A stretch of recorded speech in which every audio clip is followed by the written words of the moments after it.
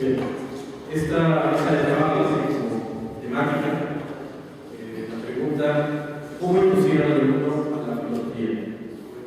Se encuentra con nosotros el profesor Carlos López Franco, que también unos 100 metros, con su ponencia Introducción a la filosofía.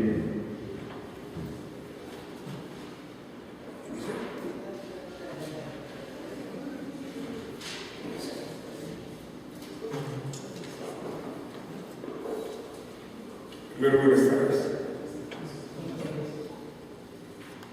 No puedo iniciar mi intervención sobre la confección de los programas de filosofía sin expresar mi protesta por el número de asistentes al coloquio.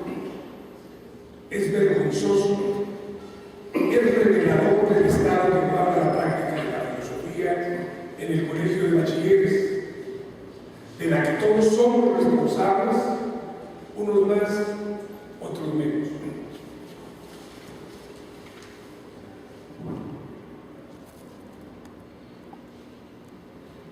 Inicio. Opté por buscar ofrecer un panorama lo más integral y completo posible de la historia de la filosofía, pues suscribo: la filosofía es su historia. Esto no debe resultarnos extraño ni chocante. Quien desea hablar sobre algún punto cualesquiera, queda a su iniciativa e interés la disquisición filosófica. La disquisición filosófica no se agota, se abandona. Nuestras disertaciones deben verse como lo que son: borradores, y mejor aún, borradores de borradores. Lo mío, lo que vengo a compartir con ustedes, son apuntes trazados grosso modo, y me acompaña en mi intervención lo dicho por Sor Juana: quien más me muerde, más me queda obligado. Voy a subvertir el orden de los factores, esperando obtener el mismo resultado. Comienzo con los contenidos. He dividido el programa de introducción a la filosofía en 3 unidades. La primera unidad se compone de los siguientes contenidos: los perfiles de la filosofía. ¿Qué es la filosofía? Las funciones de la filosofía. ¿Para qué sirve la filosofía? Los lenguajes de la filosofía. El decir es un hacer. Los enfoques filosóficos. Las miradas de la filosofía. Las corrientes del pensamiento filosófico. La pluralidad del saber. Segunda unidad: los saberes filosóficos. Ética. ¿Cómo deberíamos vivir? Estética. El derecho al goce artístico. Ontología. ¿Por qué el ser y no la nada? Epistemología. Universalidad y relativismo. El problema de la verdad y de la falsedad. Lógica simbólica. El lenguaje ético. Tercera unidad: la relación de la filosofía con otros discursos. Filosofía e ideología. Filosofía y ciencia. Filosofía y política. Filosofía y religión. Y por último, como una especie de coda, la filosofía y la errancia humana. Paso a continuación a plantear la estrategia para la enseñanza y el aprendizaje en el marco del pensamiento crítico. Preliminares. Los ejes rectores serán la lectura, investigación bibliográfica y o en la red, el debate, alocución argumentativa de los pareceres de los estudiantes y la escritura, un buen lector, ergo un buen escritor. Segundo punto, la estrategia está diseñada para una sesión. Tercer punto, implica trabajo extramuros y aula. Cuarto punto, conlleva trabajo colaborativo. Quinto punto, previamente se da cuenta de los objetivos a perseguir, compartiendo los criterios de evaluación que descansarán en rúbricas y o listas de contenido. Siguiente punto, priman en el aprendizaje los aspectos cognitivos tanto como los actitudinales, los niveles declarativos tanto como los procedimentales. Siguiente punto, a la lectura se le consigna un método, a la discusión la libertad de expresión, la pluralidad, la tolerancia, la actitud democrática y el respeto a la heterogeneidad y a la diferencia. A la escritura, las normas propias de una correcta redacción y que alienten la innovación. Apertura. Se invita a los estudiantes con integración a que busquen en formato PDF un texto específico, acotado, manifestando la necesidad de que sea leído en casa, subrayando las ideas centrales, elaborando un repertorio de palabras cuyos significados desconozcan y las acompañen con su correcta acepción, transcribiendo las dudas, las interrogantes, los comentarios que se vayan generando al calor de la lectura. En resumen, la aplicación de una investigación por fichas, elaboración de fichas en cita textual, de comentario, de síntesis y de glosario. Siguiente punto. En la sesión correspondiente, el docente da a conocer la agenda del día, la cual comenzará con la identificación de los conocimientos previos, auxiliándose de la técnica lluvia de ideas. Desarrollo. A continuación, el docente lleva a cabo una breve disertación para ubicar el tema y el texto previamente acordado. Se da paso enseguida, siguiente punto, a la formación de corrillos integrados por 5 o 6 elementos según el tamaño del grupo, o bien en plenaria y de manera individual se siembran las condiciones para debatir sobre los asuntos medulares de la temática ventilada. Siguiente punto. Se alienta la coevaluación, la disidencia, el posicionamiento crítico, la duda y la argumentación fundada. Siguiente punto. El docente debe procurar que el debate sea autorregulado por los mismos estudiantes, buscando el ser lo menos protagónico.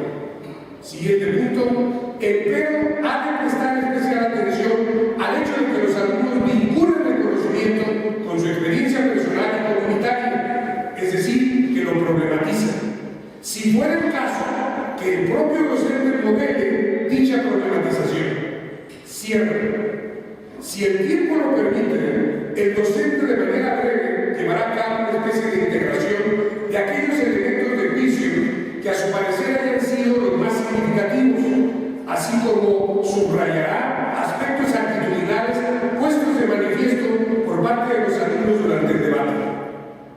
Siguiente punto. Como corolario del trabajo llevado a cabo en el aula, se demanda a los alumnos a que redacten en casa de manera individual sus observaciones personales, tanto respecto del tema como de lo suscitado en clase. Punto siguiente. Paralelamente y para trascender el aula, sería conveniente ir gestando un proyecto de envergadura que ponga de manifiesto la aplicabilidad del saber filosófico en espacios comunitarios. Con los cierres de la sesión, siguiente punto, se recomiendan diferentes fuentes de información, como libros, internet, películas, videos, etc., para enriquecer lo planteado en la clase y que puedan incitar a una reflexión más profunda. Siguiente punto.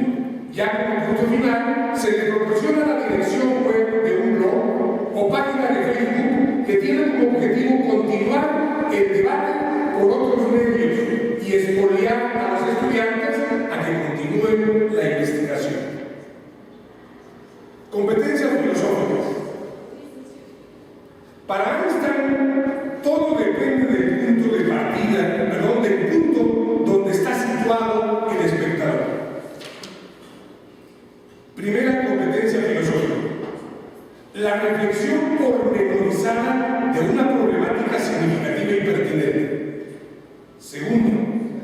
el ejercicio sin reservas ni concesiones de la crítica del lenguaje del poder y del poder del lenguaje. Tercera, saber sembrar una perspectiva cognoscitiva que expolie una conciencia crítica de sí mismo y de su sociedad. Siguiente, trascender la inmediatez mediante investigaciones que apuntan a la producción de conocimientos fundados. Siguiente, decantar, acelerar, compulsar los conceptos con el fin de ganar luz en el conocimiento de la realidad. Siguiente, integrar las especificidades del quehacer filosófico al estilo de vida de un sujeto, cuestionar, limitar, manejo del lenguaje riguroso, ejercer el derecho al discurso, la actitud plural, dialógica, tolerante, democrática, saber interpelar, etc. Perfil de egreso. Poseer el acervo de conocimientos filosóficos correspondientes, es decir, el acopio de información. Haber adquirido los recursos metodológicos suficientes para llevar a cabo lectura de textos de manera inteligente, recreativa, controversial, dialógica y crítica. Ser poseedor de las habilidades propias del sujeto versado en el debate, en la comunicación, en el diálogo, en la argumentación, en la socialización. Detectar los requerimientos consustanciales a la experiencia de traducir los pensamientos en palabras escritas sobre el marco de una voz propia, de un arbitrio personal. Un sujeto dotado de talante ético capaz de ser sensible y responder comprometidamente a las demandas de su comunidad. Un sujeto avesado en la confección de un discurso que trasciende el individualismo ramplón, la conciencia crítica y la ideología contumaz. Un sujeto ilustrado que apueste a favor de la razón, a favor de relaciones democráticas, que sea proclive a la tolerancia y pluralidad y que esté abierto al cambio. Un ciudadano que dé un sí abierto a la vida, que sea autogestivo y autócrata. Serrucho en la argumentación asertiva y heterodoxo, iconoclasta, rebelde, disidente y convergente.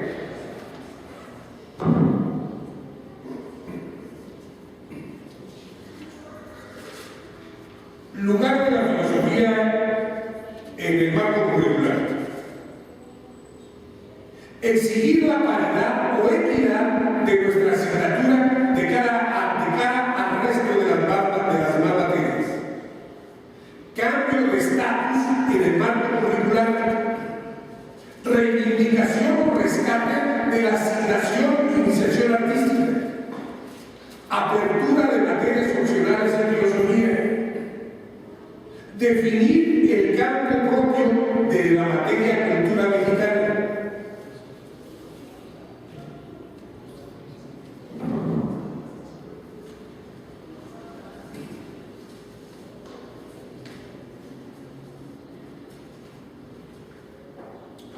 El enfoque.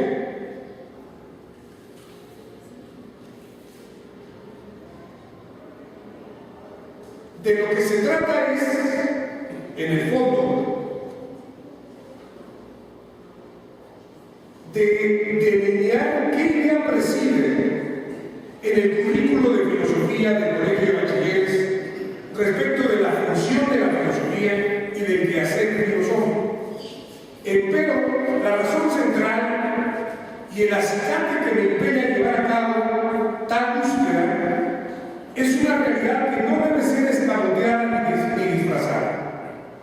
A saber, el efecto algoritmo que surte en un considerable número de estudiantes de la asignatura y, como vemos, también en los docentes.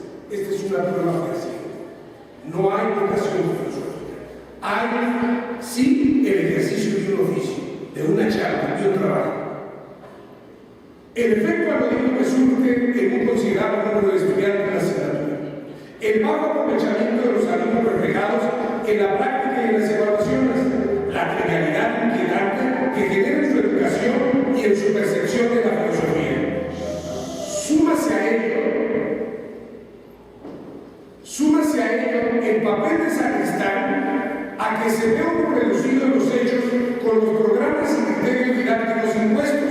o algo aún peor, la sospecha permanente de que se está jugando el papel, para decirlo con palabras de Colmizán, de perro guardián del sistema establecido.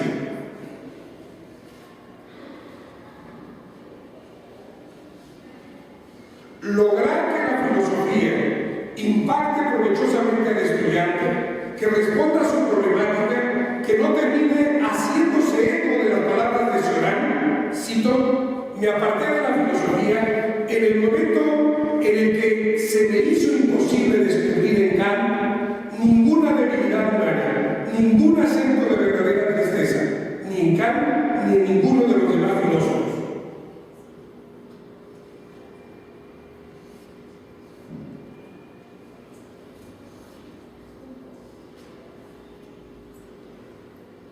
Por mor de un escenario libertario, es menester apuntar que una vía de cambio la constituiría la hechura de un currículo que a través de pedagogías dinámicas y experienciales interrogue la legitimidad de los determinantes sociales y culturales del saber escolar, promueva la problematización del currículo tanto formal como oculto, favorezca el trabajo solidario y la adquisición de habilidades y destrezas, la enseñanza basada en el análisis crítico y las actividades vinculadas a la comunidad con miras a la resolución de problemas.